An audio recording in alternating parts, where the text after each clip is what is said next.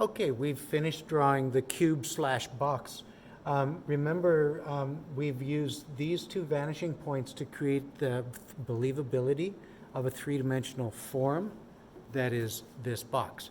And this technique is called linear perspective. Linear perspective means you use lines. The root word of linear is line. You've used lines that go back to the vanishing points on the horizon line. That is called linear perspective. So what I would like you to do is write some notes right here between the cube and the pyramid space. Guess you can tell I'm at campus. I would like you to write the name linear perspective here. This is the only one that we're going to be using linear perspective for, these two. So it's L-I-N-E for line, A-R. Linear means you're using lines. Perspective. Perspective means being able to make things look like they go back in space. Perspective. P-E-R-S-P-E-C-T-I-V-E. Linear perspective. We use those two vanishing points on the horizon line to create the lines that go back to those vanishing points to make three-dimensionality. We're going to be using the same for the pyramid. Okay, so we're going to use the same horizon line that has the sky here and the ground here, and we're going to put that pyramid on the ground. So it's going to be below our eye levels. Our eye level is always at the horizon line, whether we're up high or down low. It's parallel to our eye level, right? If we're looking straight ahead. So the horizon line is always at your eye level, okay? If you're down low, it's straight in front of you too. So we're going to make the top of it below our eye level like this. Okay, so I'm seeing this and I'm seeing this, okay? So as we do it, we're going to be using that diagram. I want you to use where this vanishing point was for that one. That's about the middle of that section from side to side. It doesn't have to be perfect, but it's a good place to start. So I'm going to put my ruler on the horizon line at that vanishing point at 0. And the directions, if you look at the direction sheet on Canvas, you'll see that the direction says you're going to make a line that's 4 inches long and 1/2 inch above the bottom fold. And I think it's going to be close enough if we just started, I'm just looking here, 4 inches long, yeah, will take us to right about there. So let's start it at 1/2 inch down, all right? And it's going to be 4 inches long. So 1/2 inch from this line, which means it's 1 inch from the top of the paper. Nice and vertical, it has to be parallel to the side edges of the paper at a 90-degree angle to the horizon line and the top of the paper. So I'm going to double check. I might get my big fat head in the way. There, that's more straight up and down. So now I'm going to go down 4 inches from the 1/2 inch mark. That takes me to 4.5, which is a little bit more than 1/2 inch from the bottom edge, and that's okay. All right, so I'm just using a little bit of a variation from the directions there. So there's the center line that divides two faces of our pyramid, this flat face from this flat face. Before we go on, I want to just explain a couple things about pyramids. This specific pyramid has a square as its base, and because of that, we see 4 faces on the upper edge, right? There are some triangles that have some pyramids that have a triangle at its base, and it would have 1, 2, and a 3rd side.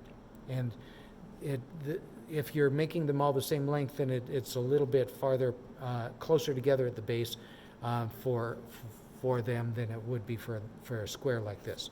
Yeah, I don't know that makes any sense, and it's not really important. It's just that we're making one that looks like it's 4-sided, not 3-sided.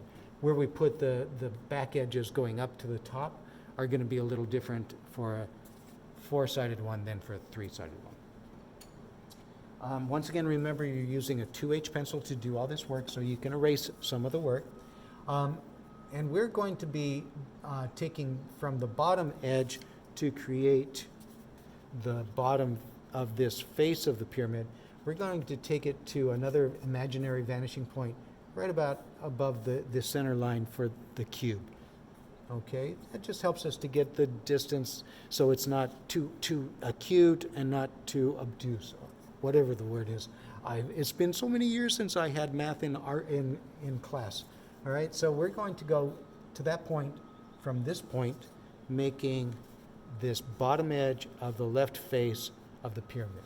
All right, so like we did with the cube, put your pencil on at the bottom of the line, right at the bottom, put your pencil up against it, put your ruler against your pencil, and then line your ruler up with this vanishing point. And don't draw your line all the way to the vanishing point. Stop it at the fold. That way you won't have to worry about going over your cube, okay? Now, let's put another vanishing point right at the edge of the paper on the horizon line for this side. It's going to be a little bit more angular, because what we're going to do is we're going to make the pyramid not look like it's right in front of us like this, so that the distance from here to here is the same as from here to here. We're going to turn it a little bit so that the distance from here to here is a little less than here to here. All right? That way it makes it a little bit more fun to draw, I think. So I'm going to put my pencil's point right there at the vanishing point, line up my ruler and my pencil to the bottom of the pyramid. Make sure that you go right to where this vertical line meets up with that line when you draw in this line. And go ahead and go to the vanishing point, all right? So now we've drawn in the two bottom edges for the pyramid. We just need to decide how far off do the bottom corners go, that go from the bottom left to the top and the bottom right to the top, okay?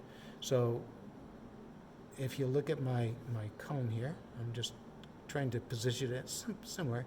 This bottom corner, because it's a little farther, because it's tilted away from us a little bit more, the distance from here to here is less than it is from here to here.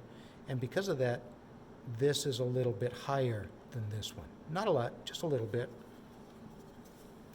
So I'm going to put this one, I'm going to just guess it right there. It could be a little low. I'm going to move it down to right about there, okay?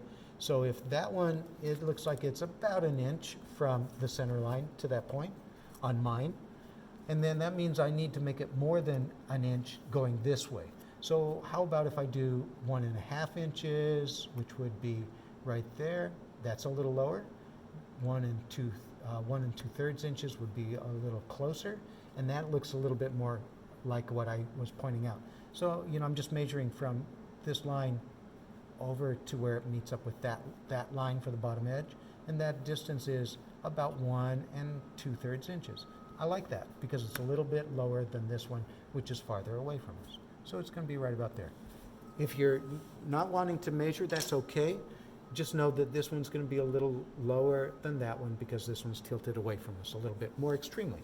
Now where this dot went, I'm going to put my pencil on it, put my ruler up next to my pencil, line up the pencil, the top of the line with the ruler, just get everything lined up and draw it in. There's the back edge for the right side of the pyramid. That's this edge, okay? And now we're going to do the left edge going to the same point. I like to make sure they go to the same point, so I'm going to put my pencil right where this line meets up with that line, so I don't go above it or below it when I draw in my line. And then I line up my ruler with the pencil and with that point. And then I draw in my line. All right? So, yeah, it does look like it tilts or, you know, goes a little bit, but that's what they do. All right? It's a visual optical phenomenon. Okay? Now, just like we did with the cube, please erase the extra parts of the line that aren't part of it. These are called guidelines. I didn't mention it, and you don't really need to know that. But these extra parts of the line aren't part of the form, so just erase them into a dotted line or a dashed line. And this one that doesn't quite go to the, it goes just to the fold only, doesn't go beyond that, erase parts of it too.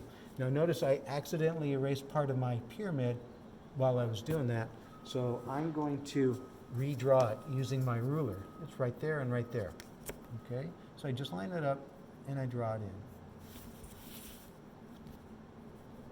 in. And I now have something that looks like a line drawing of this pyramid. It's a little bit, you know, the proportions are a little bit different, but it still looks very much like it, a larger triangle and a smaller triangle coming to a point at the top. So we're going to next go on to a sphere as soon as you're done with that. So that's your next one.